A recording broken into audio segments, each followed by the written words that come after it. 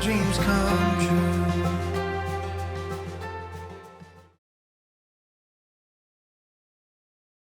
Hey, hey, hey! I'm so grateful you're here and truly appreciate the gift of your time. I'm Jolene Staker, like a stake in the ground, not the one you eat. And yes, I know there's a song with my name in it. I'm so excited to share this chapter of Project 55 with you. The full story behind Project 55 is in my launch video, which I'll link below. Here's a quick recap. I launched my channel on my 55th birthday. Over the last 5 years or so, I've spent a lot of time reading, studying, and exploring books and the reading experience. Project 55 is my way of bringing all of that together to build a library of bite-sized pizzas that are quick to watch now and easy to find later. And because I can be a number nerd, I chose to go all in on number 55. There will be 55 video chapters, each between 5 and 11 minutes long. Because, of course, 5 times 11 is 55. Each chapter explores a different aspect of the book experience. Whether you're a lifelong reader or just beginning your reading journey, I hope you'll find ideas, tools, and conversations that help you enjoy books in new ways. Let's get into today's chapter. As we begin our journey, let me unpack a few of the decisions that shaped where this channel is headed. Here's the heart behind everything you will see on this channel. In the middle of my planning for BookTube, it hit me that I was seeing the world through the eyes of a consumer, where the answer to almost every need was something someone else had already made. I realized being a creator goes far beyond writing songs, taking pictures, or making content to share. It's a way of engaging with the world. I want to be a creator, not just a consumer. That one shift in perspective began reshaping my daily decisions. Instead of assuming the only answer was something I could find on a store shelf or order online, I began seeing what I already had and what I chose to buy as materials I could adapt, combine, and make work better for me. At first, I simply wanted to make content because I wanted to contribute to the community that had already given me so much. But as I planned the channel, I realized one way to become more of a creator than a consumer was to slow down and get more from the books I interacted with.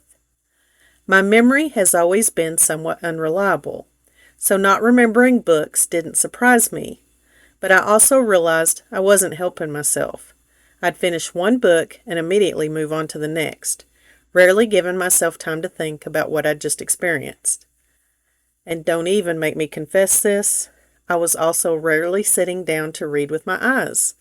There's absolutely nothing wrong with audiobooks. They had quietly become my default because they were easy, not because I had intentionally chosen them. I came across something online that defined a personal library as having at least 1,000 books. I've also seen enough discussions about it to know people have different opinions, so I want it to be clear. I personally believe you can call your books a personal library anytime you choose. The 1,000 book definition simply struck me as a fun goal. Instead of continuing to buy books and stack them wherever I could find room, I'm building an organized library of 1,000 fiction books. I want it to be a library I interact with regularly, where I can pick up almost any book and tell you something about it. That might not always be something specific about the story. Sometimes it might be the author, the series, or even why that book earned a place on my shelf. I'm not trying to figure out how to get to 1,000 books. I'm trying to figure out how to stop at 1,000. And honestly, if I end up with more, that's fine too, as long as I love them enough to want to read them again. Fiction is not all I read. It's simply the part of my library I've figured out how to organize so far. Part of the reason this matters to me is that I care for my 89-year-old dad and have to find books for him to read on his iPad. At first he had a few authors he wanted to read, but we ran through those a long time ago. That doesn't leave me with much to go on when I'm trying to find something he'll enjoy. I do my best to pay attention to what he likes and doesn't like, and to figure out which of all the books I read he might enjoy too. but I'm still doing a lot of guesswork. Someday, someone may be putting books on an iPad for me. I'd like to leave them an organized library they can use to help me rediscover books I've forgotten and continue discovering new ones. I love rereading, and while I don't think we're ever too old to discover new books, I can also imagine a day when proven rereads might serve me best. Here's the brain behind everything you will see on the channel. Fair warning, this section explains why a simple idea somehow turns into a pile of sticky notes, 3 rabbit trails, and a project plan. Although I've never been officially diagnosed, I'm fairly certain I have ADD. Years ago, I read a book about ADD in adult women and felt violated, wondering who had been spying on me and when. Then my whole life kind of clicked into place.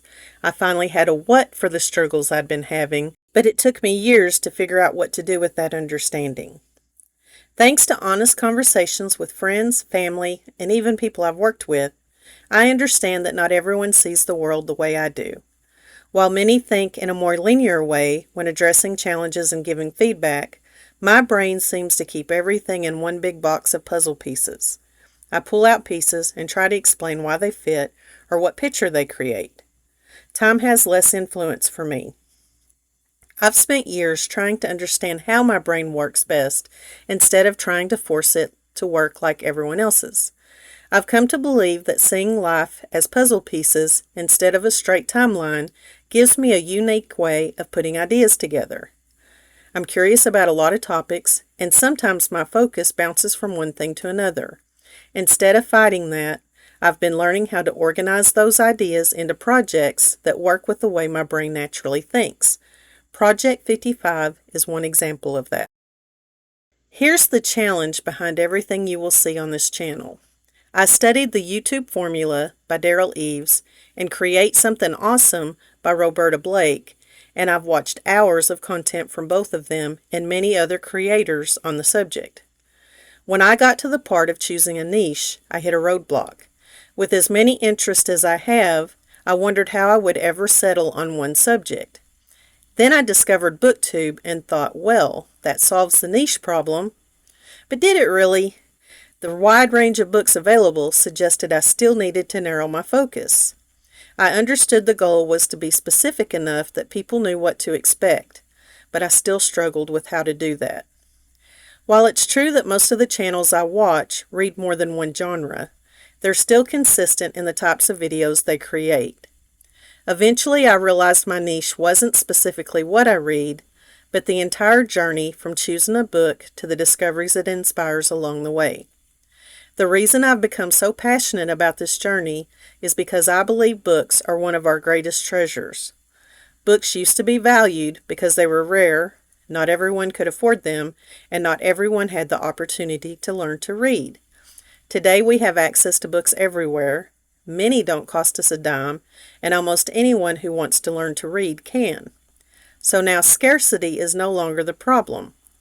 The challenge is an abundance of options and figuring out which books will bring us the most value and enjoyment. Because I spend most of my time caring for my dad and farming, I've been able to listen to a lot of books. I want to learn how to turn what I read into meaningful data I can share with others to help them find their best reads. While I believe in my mission, I know my challenge is that it's big enough that I can spiral all around it without ever landing on what is truly effective. Here's who I have in mind as I build this channel. One of the things Roberto and Daryl helped me realize is that when I make content, I need to have a visual of who I'm making it for. If I try to make content for everyone, I'll end up making content for no one. It seems counterintuitive because the person I picture may not even spend much time on YouTube, let alone know BookTube exists. I picture the busy person who loves to read but may only finish one book a month and doesn't want to spend their limited reading time on the wrong book. When this person stumbles across BookTube like I did and discovers people actually talk about books, they suddenly have a lot of content to sort through. The more I pictured this person, the more I realized they weren't all that different from those of us who read a lot and binge BookTube. Our time is still limited. I want to offer clear, focused videos that help readers make the most of their limited time.